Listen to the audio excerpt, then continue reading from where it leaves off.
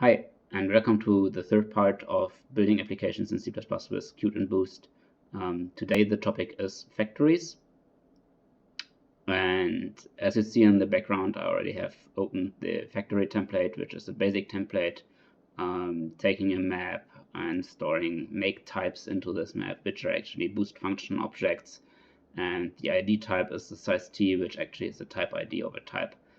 This ID type is the central part of this template. It's used as a key type in the map and in the create function, and actually it's used to find the corresponding factory function to produce this object. And I use variadic templates here to actually apply the constructor arguments to the callable object which is inside of the map. And actually this template is built to be used with Boost Factory, which is a library for creating functional factory objects. We will see that later, how it's used, but most of the code you see today will use Boost Factory, but you will not see it. It's just when we register it, we will use it as a mean to create such objects which are actually then producing those objects. This template gets instantiated by the widget factory. And let me scroll in a little bit. This is a concrete factory which is used to produce widgets. In order to produce those widgets, it has a create widget method, which takes the ID of the actual instance and the type ID, which is the type of that instance, and will forward the type ID to the create function. But this class also has a cache for already created widgets, so that for one instance, only once a widget will create it, and otherwise it will return the already active widget. Also, for the key type of the map for this factory, for the cache, I choose to combine the ID and the type hash. But let's look at the CPP file. And here you can see the implementation of the factory class. Basically, the create widget method has to take care of the cache, and if the widget is not cached, it has to create it, to insert it in the cache, and to return it. The remove widget method is important to remove widgets from items which are getting closed in the tree. So therefore it needs to return the null pointer if the widget does not exist, and it needs to return the widget if it does exist, so that it can be removed, for example, from the tab control. And the register type method simply just forwards to register factory to the class. So this is the whole implementation for the factory which I use.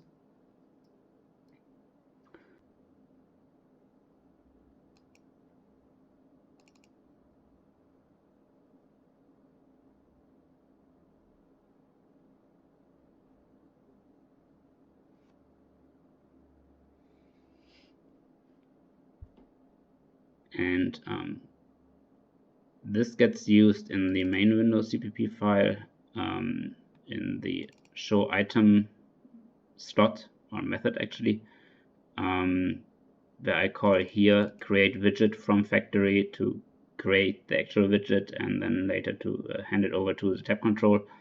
I take the ID and the type ID from the item, which I handled last week. Update item is actually a std function or boost function object, which will later be used to return updates to the main object here. I also want the actual item which I'm now instantiating the widget for to know this item as a shared pointer. And of course I need for the Q widget the actual owning widget, which is the main widget in this case. And the last part, which is actually still missing, is where is Boost Factory, you know? The whole code until now has nothing to do with Boost Factory, but Boost Factory is the whole thing which powers this. So there's one part which I haven't shown you yet, and that is the actual instantiation. And that is this code block here, where register type is called with a type ID, which is produced up here in this block. And then boost bind. Boost Factory only works with boost bind and boost function, so I have to use boost bind here. And I create a factory object from Boost Factory for the different panel types. And there are actually 3 arguments handed over to the constructor of those types. So I have to tell Boost bind that there are 3 arguments to be held. And also this is the update item which we saw before. And that's the whole factory thing, which is now implemented and works like a charm in this. And I probably still have later to build a few other factories, but for now this is a good framework to use, and I'm very satisfied with it. There will be another video probably this week already about doing menus, and I didn't want to mix this with this video, as I think factories and menus don't really have something to do with each other, but probably I then also will already go a little bit into widgets. The next part will be again a bit more about Qt. This part has been a bit more about templates and Boost, and so that's it for this time. Thank you for watching. Haha, but not that fast. One thing is still missing. Haha, but not that fast. One thing is still missing, and that is showing you the actual application. And let's quickly run the application to show you the actual application. So not a lot has changed, but as I have now the factory, I can actually open panels, as you see. And what also already works is changing names. For example, I could rename this to bar, and it's also then automatically renamed in the tree. The page widget is also already a bit more advanced. I could say here, for example, C++, or let's just name this page meeting C++ 2015, and as you see, it's renamed in the tree, but also automatically in the page alias here. It's forever, that is. And there's here a widget which for now does not make any sense, but will be later shown. So there's already far more in place, but I will next week show a bit more and probably also maybe talk a bit about what I want to do with it.